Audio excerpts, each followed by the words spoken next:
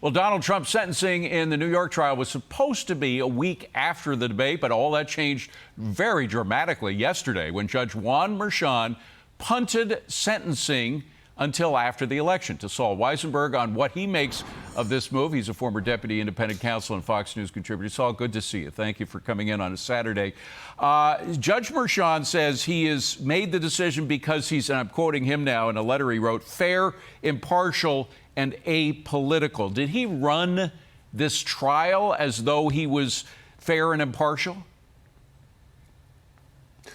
I don't believe that he did from what I read. I wasn't there in the courtroom, but it's a easy thing for him to do at this stage. The most blatantly political trial that we've seen in decades in this country was allowed to go forward. It was the fault of Alvin Bragg, and I don't think the judge particularly conducted himself well at the trial. So what does it hurt now? He's already got the guilty verdict. The Democrats can already talk about the guilty verdict. Delaying sentencing does nothing really to harm the case against Donald Trump.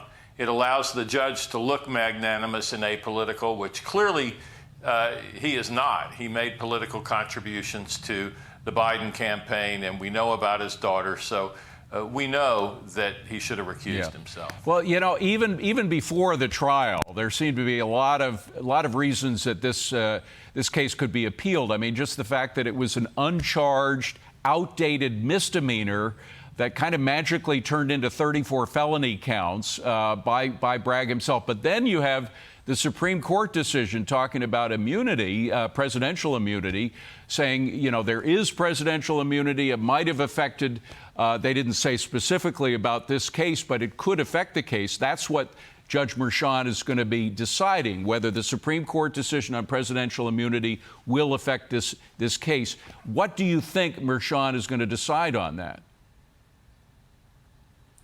Well, I think if you made me bet, I think he's going to come out and say that there was error, which there clearly was in light of the Supreme Court's opinion, but that it was harmless because it was outweighed by a mountain of evidence against President Trump. That's what he will say, I think. This is a problem entirely of Alvin Bragg's own making, because he did not have to put former presidential advisors on the stand to talk about their conversations with President Trump while he was president. That was totally unnecessary for him to win his case, but he put them on. And here's the problem from his perspective. His prosecutors made a big deal about it in their closing statements. Obviously, Bragg himself was not trying the case, but they made the decision to make a big deal about that testimony in their closing arguments. So I think it's a real issue. It's not a frivolous issue at all for Trump and his attorneys to raise. And by the way, for those who've forgotten, the lead prosecutor in the case was the number 3 man at Biden's Justice Department. So the fact that happened, that he took a step down in order to try this case, makes it look even more political.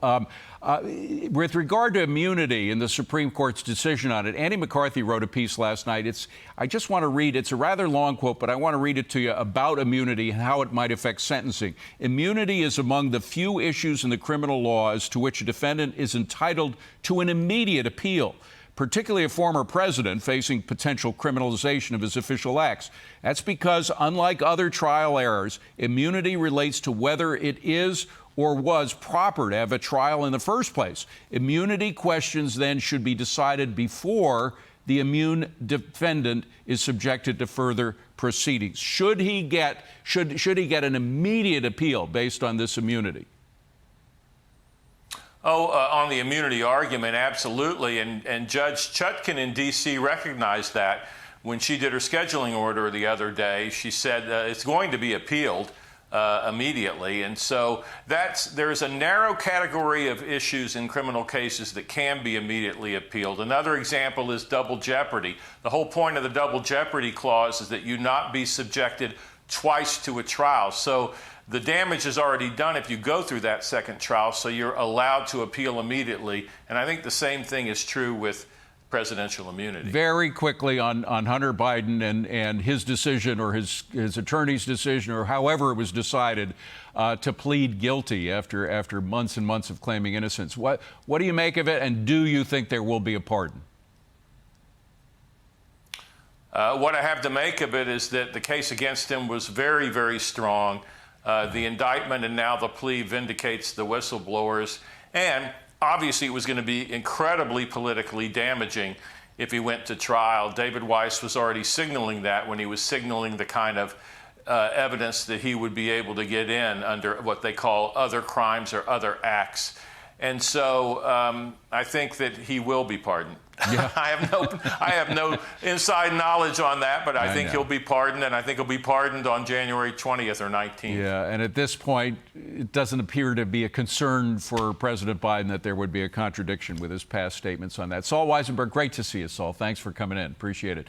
I'm Steve Doocy. I'm Brian Kilmeade. And I'm Ainsley Earhart. And click here to subscribe to the Fox News YouTube page to catch our hottest interviews and most compelling analysis.